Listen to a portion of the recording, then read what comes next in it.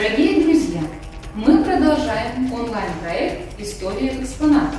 И сегодня мы познакомим вас с залом Средневековья. Великая степь дала миру коневодство и всадническую культуру, что дало нашим предкам немыслимое на тот период превосходство, а в планетарном масштабе произвело крупнейшую революцию в хозяйстве и военном деле. Намады смогли внести свой весомый вклад в мировую материальную культуру. Они изобрели седло и металлические стремена, вьючную упряжь и юрту, стальную саблю и штаны. Впервые одомашнивание лошади человеком произошло на территории современного Казахстана, о чем свидетельствуют раскопки поселения Батай на севере страны. Вместе с тем одомашнивание лошади положило начало всаднической культуре. Центральное место в зале занимает живописное изображение степи с подлинным каменным изваянием Балбал. Поклонение духам предков, а также почитание их было священной обязанностью тюркских народов. Еще одной традицией являлось устанавливать каменные изваяния Балбалу. Перед вами подлинное каменное изваяние, и уникальность его в том, что оно представляет женское обличие. Найти такой Балбал было редкостью. Данный камень был найден в Атбасарском районе.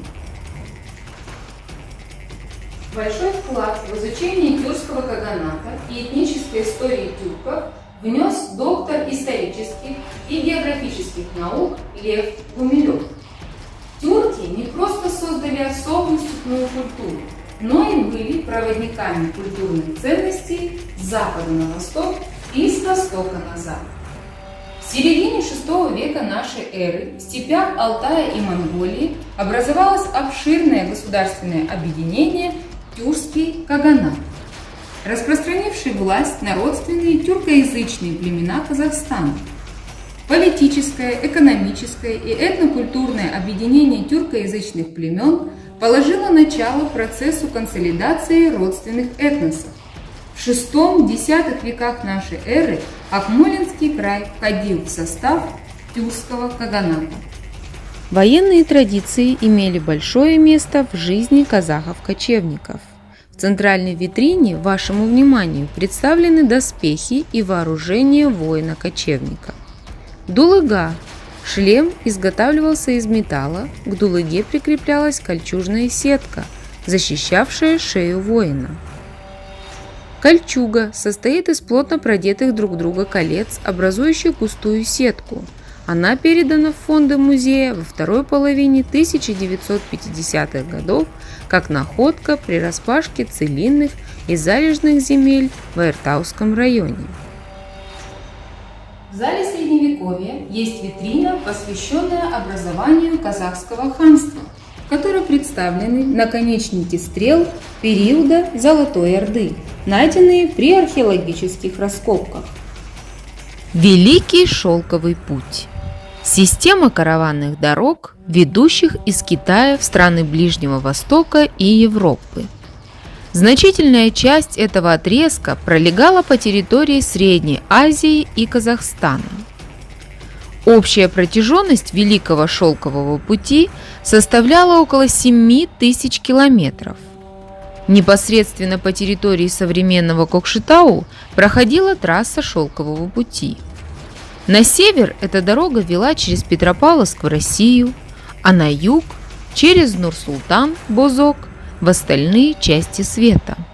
На запад – в город Сарайшек, на восток – через Павлодар в Россию и на юг – в юго-восточный Казахстан.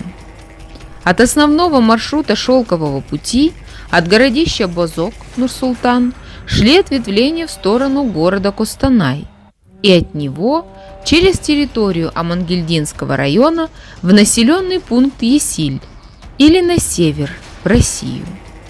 Степногорск находится между Кокшетау и Нур-Султаном, городищем Бозок, недалеко от основной трассы шелкового пути, между данными городами. Памятники культовой архитектуры Северного Казахстана и соседних регионов представляют собой уникальные творения. Мавзолей Жаныбек Шалкар, памятник культовой архитектуры XIV-XV веков, находится в Кургальджинском районе Акмолинской области. Памятник представляет собой руины мавзолея с фрагментами обожженной и глазурованной плитки. Такая плитка является показателем высокого социального статуса индивидуума, для которого мавзолей возведен.